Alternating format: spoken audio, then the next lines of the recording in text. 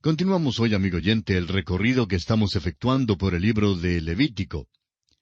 En nuestro programa anterior estábamos considerando el reglamento relacionado con el contacto del israelita con los cadáveres de animales inmundos. Y decíamos que cualquier vasija de barro en la cual cayese un animal inmundo y muriera, tenía que ser rota y el agua o el grano que contuviera tenía que ser botado. Una vasija de bronce, por su parte, tenía que ser restregada hasta quedar completamente limpia. Enfatizamos el hecho de que aquí Dios estaba enseñando a su pueblo la necesidad de la limpieza en la preparación de las comidas, y al mismo tiempo les estaba enseñando una lección en cuanto a la santidad. Cada vasija era santa ante Dios y todo tenía que permanecer limpio. En el sistema mosaico, la limpieza era lo más importante después de la santidad. Y esto tenía que aplicarse aún a los detalles más pequeños en las situaciones cotidianas. Dios guardó a su pueblo de toda contaminación y corrupción. Ahora notemos que el versículo 36 dice que si el cadáver caía en una fuente o lago, aquella agua no era contaminada, porque era mucha agua y muy fresca. Y las aguas de por sí son vivificantes y purificadoras. ¿No es maravilloso, amigo oyente, que el Señor Jesucristo es la fuente de agua viva? Él no se contamina por el contacto con el pecador, ni con los enfermos, con el leproso o con la mujer con flujo de sangre. Él nos dice en el capítulo 4 del Evangelio según San Juan, versículo 14, «Mas el que bebiere del agua que yo le daré, no tendrá sed jamás, sino que el agua que yo le daré será en él una fuente de agua que salte para vida eterna». Luego, en el capítulo 7 del mismo Evangelio según San Juan, versículos 37 y 38, dice, «En el último y gran día de la fiesta, Jesús se puso en pie y alzó la voz, diciendo, Si alguno tiene sed, venga a mí y beba. El que cree en mí, como dice la Escritura, de su interior correrán ríos de agua viva». Volviendo ahora al capítulo 11 de Levítico, leamos los versículos 37 y 38. «Y si cayere algo de los cadáveres sobre alguna semilla que se haya de sembrar, será limpia. Mas si se hubiere puesto agua en la semilla, y cayere algo de los cadáveres sobre ella, la tendréis por inmunda». Salimos ahora de la cocina y vamos al campo y a los productos alimenticios allí cultivados. La semilla seca que iba a ser sembrada no podía ser contaminada por el solo hecho de entrar en contacto con un cadáver inmundo. Sin embargo, si la semilla estaba mojada, entonces su cáscara o armadura había sido penetrada y era entonces declarada inmunda. Por eso, el Hijo de Dios necesita una coraza o armadura hoy en día. Se nos manda en Efesios capítulo 6, versículo 11, «Vestíos de toda la armadura de Dios, para que podáis estar firmes contra las acechanzas del diablo». Y pasamos ahora a considerar el siguiente aspecto, o sea, los reglamentos en relación con el contacto con cadáveres de animales limpios. Leamos los versículos 39 y 40 de este capítulo 11 de Levítico. «Y si algún animal que tuviereis para comer muriere, el que tocare su cadáver será inmundo hasta la noche. Y el que comiere del cuerpo muerto, lavará sus vestidos, y será inmundo hasta la noche. Asimismo, el que sacare el cuerpo muerto, lavará sus vestidos, y será inmundo hasta la noche». Cualquier animal limpio que muriera de por sí o de alguna enfermedad era considerado inmundo. En Malaquías, capítulo 1, versículos 6, 7 y 8, Dios prohibió el sacrificio de cualquier animal que fuese imperfecto o enfermo. Leamos este pasaje que dice, «Y decís, ¿en qué hemos menospreciado tu nombre? ¿En que ofrecéis sobre mi altar pan inmundo? Y dijisteis, ¿en qué te hemos deshonrado? ¿En que pensáis que la mesa de Jehová es despreciable? Y cuando ofrecéis el animal ciego para el sacrificio, ¿no es malo? Asimismo, cuando ofrecéis el cojo o el enfermo, ¿no es malo? Preséntalo, pues, a tu príncipe. ¿Acaso se agradará de ti o le serás acepto?, dice Jehová de los ejércitos. Dios prohibió el sacrificio de cualquier animal que fuese imperfecto o enfermo. Y es que, amigo oyente, Dios no acepta lo que no sea lo mejor o aquello que es desechado. Pasamos ahora a considerar el reglamento relacionado con la contaminación de criaturas que se arrastran. Todo lo que se arrastra en la tierra fue declarado inmundo. Dios da el motivo por el cual no quería que se contaminaran con estos animales. Leamos los versículos 44 y 45 de Levítico capítulo 11. Porque yo soy Jehová vuestro Dios. Vosotros por tanto os santificaréis y seréis santos, porque yo soy santo. Así que no contaminéis vuestras personas con ningún animal que se arrastre sobre la tierra. Porque yo soy Jehová, que os hago subir de la tierra de Egipto para ser vuestro Dios. Seréis pues santos, porque yo soy santo. Todas las criaturas que se arrastran sobre la tierra fueron declaradas inmundas después de la caída del hombre, cuando la serpiente fue maldita y obligada a arrastrarse sobre el polvo. Y llegamos ahora al último aspecto en consideración dentro del tema del alimento del pueblo de Dios. Y este aspecto es la clasificación de lo limpio y lo inmundo, hecha por un Dios santo. Leamos entonces los versículos 46 y 47 de este capítulo 11 de Levítico. Esta es la ley acerca de las bestias y las aves, y todo ser viviente que se mueve en las aguas, y todo animal que se arrastra sobre la tierra, para hacer diferencia entre lo inmundo y lo limpio, y entre los animales que se pueden comer y los animales que no se pueden comer. Es Dios quien hace la distinción bien definida entre lo limpio y lo inmundo. La santidad, aun en las cosas pequeñas, es esencial. Esta es la prueba suprema para el hombre de Dios. La prueba decisiva de cualquier vida, de cualquier persona del pueblo de Dios, es esta. Dios dice, soy tu Dios, soy santo, sed santos.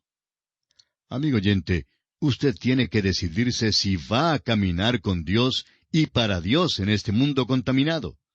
Esta es la lección para nosotros en este capítulo 11 de Levítico con respecto a lo limpio y lo inmundo. Y así concluimos nuestro estudio de este capítulo 11 de Levítico. Y entramos ahora al capítulo 12. El tema central del capítulo 12 es la ley con respecto a la maternidad y la transmisión del pecado por herencia. El capítulo 12 es un capítulo muy breve. Solo tiene 8 versículos y establece un contraste con el capítulo anterior que trató el tema de la dieta y que abarcó 47 versículos. Sin embargo, es un capítulo muy importante y hasta en cierto sentido es más importante que el capítulo anterior. En el capítulo 11 vimos cómo la contaminación con el pecado puede ocurrir por medio del simple contacto con lo inmundo. En otras palabras, el capítulo 11 acentuó el carácter externo del pecado, el hecho de que vivimos en un mundo rodeados por el pecado y que este es nuestro medio ambiente. Ahora bien, este capítulo hace énfasis especial en el carácter interno del pecado. No es que llegamos a ser pecadores solo por medio del contacto con lo inmundo, sino que somos pecadores de nacimiento. La misma naturaleza que heredamos es una naturaleza caída y pecaminosa. El rey David dijo en el Salmo 51, versículo 5, «He aquí, en maldad he sido formado, y en pecado me concibió mi madre». Este capítulo trata de la ley con respecto a la maternidad, la transmisión del pecado por herencia. Nos encontramos ahora en el campo de la obstetricia. El último capítulo trató de temas en el campo de la dietética y la pediatría. Nuestro Señor, amigo oyente, es el gran médico, es el especialista en todos los campos. Los pueblos paganos tenían ciertas ideas y nociones supersticiosas en cuanto a la inmundicia de las mujeres en el parto. Pero no hay ni un rastro de aquellas nociones supersticiosas en el sistema levítico, como esperamos hacerle observar más adelante. También era una práctica de la sociedad pagana darle a las mujeres siempre un puesto inferior a los hombres. Esta ley no contiene vestigios de estas ideas, ya que la economía mosaica exaltó el sexo femenino y ennobleció la maternidad. Todo esto presenta un vivo contraste al vil paganismo que existía alrededor de la nación de Israel, es decir, en los países vecinos. Evidentemente, había ciertos beneficios higiénicos que resultaban al ponerse en práctica estas leyes dadas por Dios. Sin embargo, este no fue el propósito principal. Vimos lo mismo en cuanto a las dietas mencionadas en el capítulo anterior. Dios estaba enseñándole a su pueblo, tanto en aquel entonces como en el día de hoy, que nacemos en pecado. Esta es una doctrina que ciertamente es rechazada hoy en día. A los hombres no les gusta la doctrina de la depravación total del hombre. Y es interesante notar que los hombres, por un lado, profesan no creer en la depravación total del hombre, pero por otra parte, no hay duda alguna que ciertamente la demuestran en todo lo que hacen. Y esto es algo que es muy obvio.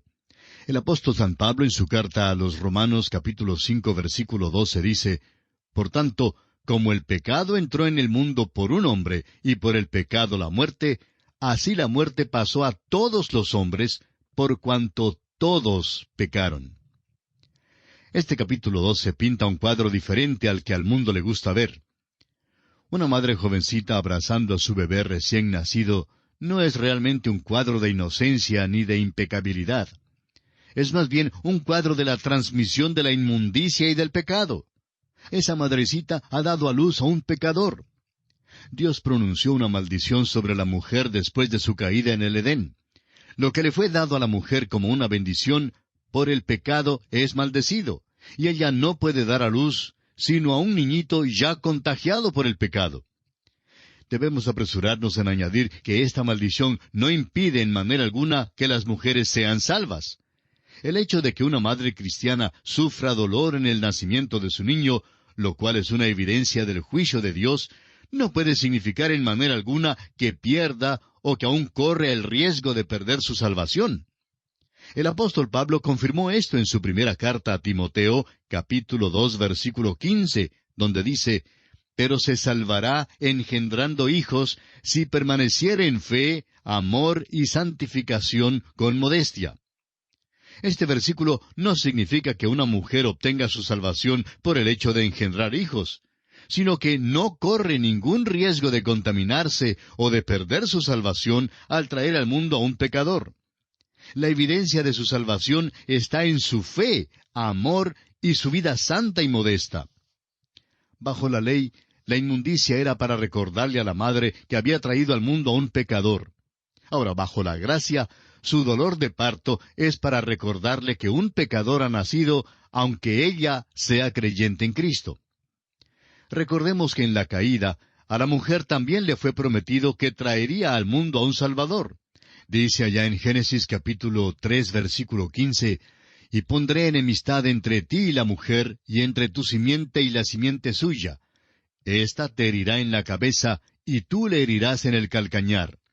El Salvador nacería de mujer, pero sería separado de los pecadores. Pero en todo esto, no perdamos de vista que el hombre no es menos culpable que la mujer. Y este capítulo le recuerda al Padre que Él también ha traído al mundo a un pecador. Adán fue culpable como primer padre, pues Pablo lo dice repetidamente. En Romanos 5:12, por ejemplo, dice, «Por tanto, como el pecado entró en el mundo por un hombre, y por el pecado la muerte». Luego en el versículo 19 del mismo capítulo 5 de Romanos agrega, «Porque así como por la desobediencia de un hombre, los muchos fueron constituidos pecadores». Y una vez más, en su primera carta a los Corintios, capítulo 15, versículo 21, dice, «Porque por cuanto la muerte entró por un hombre». Estas son declaraciones claras y concisas de la Escritura, amigo oyente. El pequeño bebé está sujeto a la muerte, y muchos bebés mueren antes de que cometan su primer pecado. Mueren porque Adán pecó y han heredado la naturaleza pecaminosa. Veamos ahora brevemente un bosquejo de este capítulo 12 de Levítico. El tema central es los hijos de Dios. Y analizaremos este tema bajo los siguientes aspectos. En primer lugar, la purificación de la madre cuando da a luz un hijo varón, versículos 1 al 4.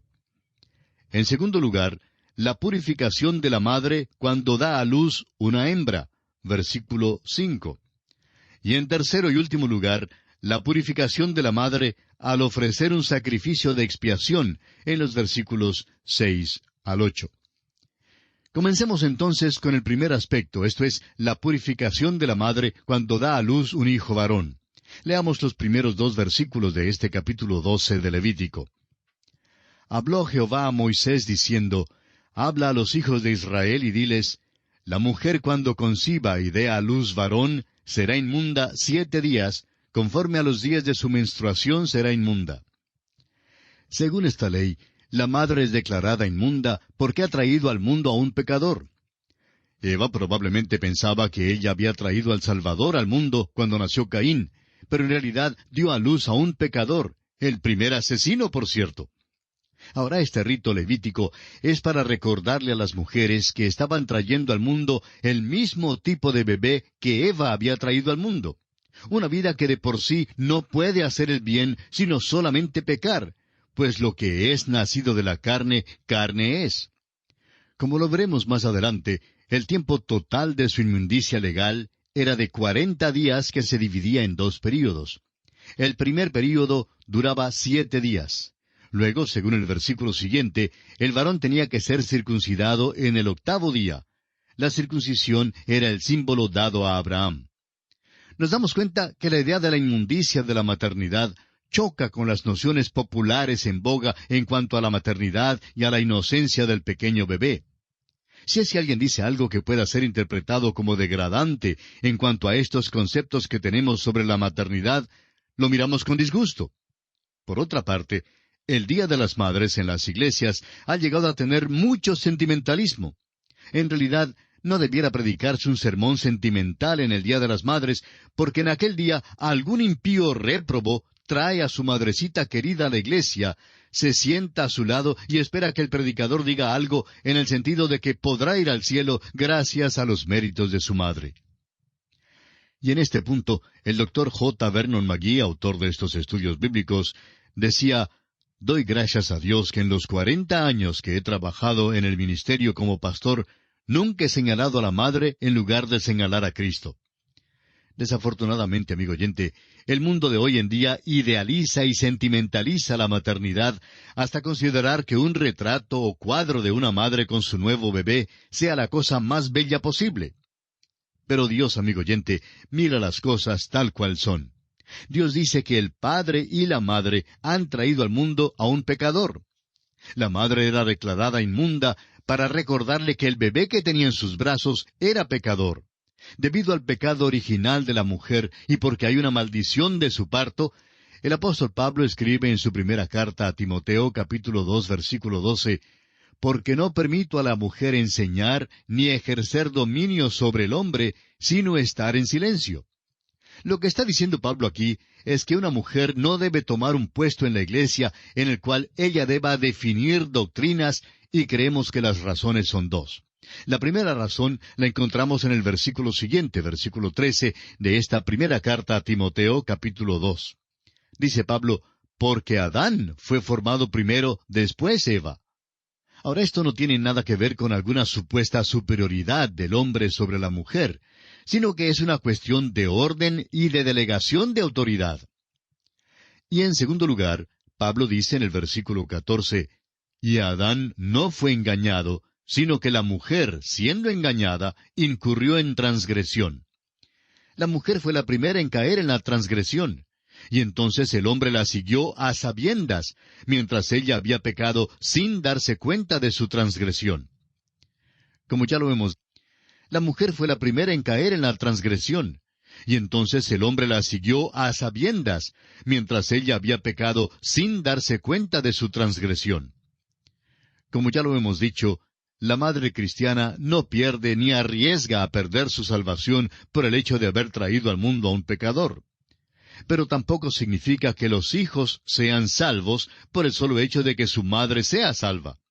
Sin embargo, hay algunos que tratan de interpretar en este sentido la declaración del apóstol Pablo al carcelero de Filipos cuando le dijo en Hechos 16:31, «Cree en el Señor Jesucristo y serás salvo, tú y tu casa».